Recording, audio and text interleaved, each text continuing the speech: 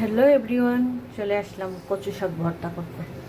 এখানে মরিচ, পেঁয়াজ আর রসুন দিয়ে দিছি, অল্প অল্প দিছি কারণ আমার শাকও অল্প, তাই এখন সবগুলো দিয়ে দিয়েছি। তারপর এখন শাক দিয়ে দেবো, আমি সব সুন্দর করে শাক দিয়ে দিচ্ছি। ফেসবুকে একজনের রান্না দেখে আমারও খেতে মন চাইল, তাই আমিও কিনে নিয়ে আসিনি, আমার ছাদে হয়েছিল, সেখান থেকে নিয়ে এসে রান্না করতেছি ভর্তা।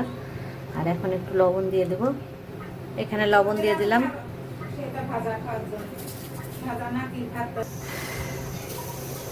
এটা আমি ভালো করে এখন ম্যাশ করে নেব।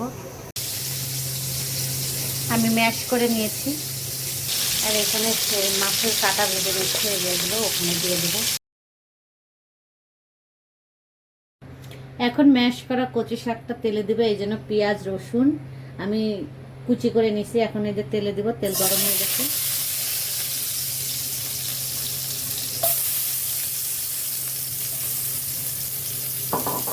ভেজে নেব।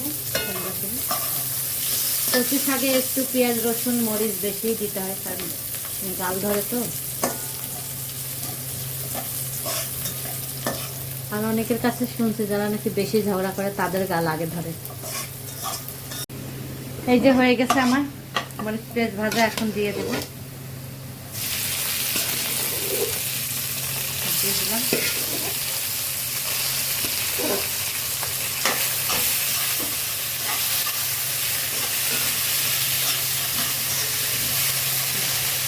যে পছন্দ করে তার তো খেতে ইচ্ছা করবে, তাই না?